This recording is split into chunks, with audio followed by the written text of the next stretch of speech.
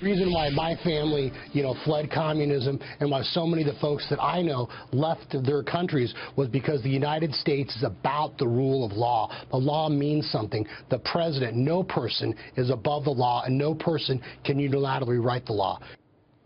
Lawmakers weighing in on the Supreme Court's decision to block the White House's immigration plan. Wyoming Republican Senator John Barrasso joins me from Capitol Hill. Senator, thanks for joining. Paul Ryan already weighed in. Charles. He talked about the constitutional aspects of this, the separations of power.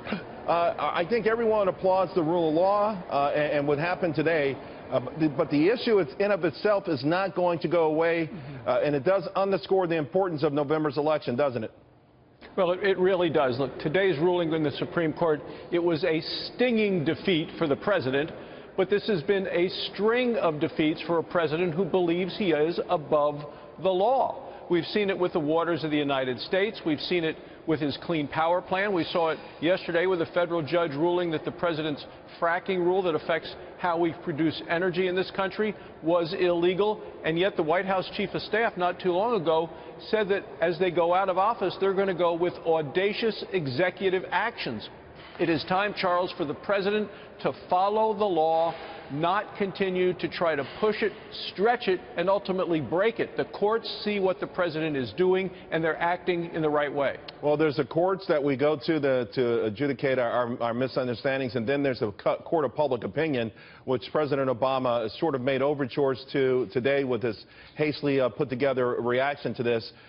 I don't know if you saw the president and heard what he had to say, but he talked about November being important for the Democrats and others, and he brought up, I guess, sort of the fairness aspect of this, all the elements that have been part of his administration, which has been social justice, rewriting the wrongs of yesteryear, making America a fair place for everyone.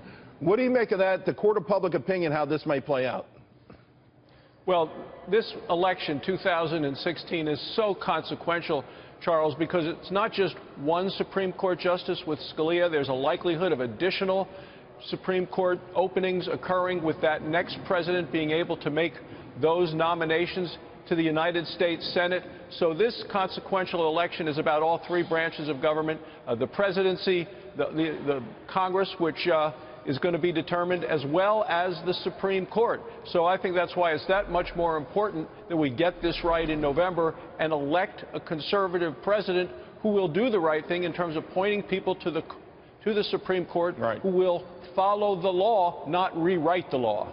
And I do want to say, though, I think in addition to this, sir, a lot of people are already saying that maybe this will be a wake-up call to Congress, with all due respect, Republicans in Congress, to put up more of a fight, because it's one thing to have an imperialistic president, but the more Congress cedes control or doesn't push back, the more tyranny you're going to see from the executive branch.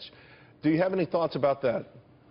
Well, I think people all around the country and all your viewers know, Charles, that had we buckled under to the president and held hearings and gone through with the appointment of the president's nominee to the Supreme Court, this ruling would have gone the other way.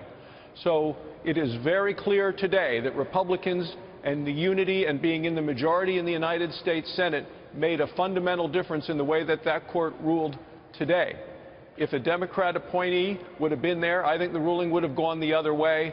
So if there is any argument for why it's important to keep the Republican Party in charge of the United States Senate in the majority, with its role of advise and consent on Supreme Court justices, this ruling today, I think, is very consequential. Sir, just coming over the wires now, the Democrats have ended their sit-in over gun control. Just want your thoughts on the whole thing. I mean, it's a bizarre episode the last 24 hours. Well, I think it was a bizarre episode. It was really, in my opinion, out there to get attention rather than actually to deal with the problems of terrorism that face our country. That is the threat that we face from ISIS, from self-radicalized terrorists who want to kill us. And then the president won't even call them radical Islamists. You know, that tells you that he's not really focused on the enemy, on ISIS, on those people who are trying to kill us and send people here as terrorists to the United States, but also to radicalize people who are U.S. citizens through the internet and other means to take the fight to the American people. So I think the president has really been absent in the need to fight the real enemy and is distracting with this focus that he's trying to go to. Yeah, I agree 1,000%. I think the Democrats, who may have had some momentum after Orlando, overplayed their hand with this one. Senator Barrasso, thank you very much. Really appreciate it. Hey, thanks for having me, Charles.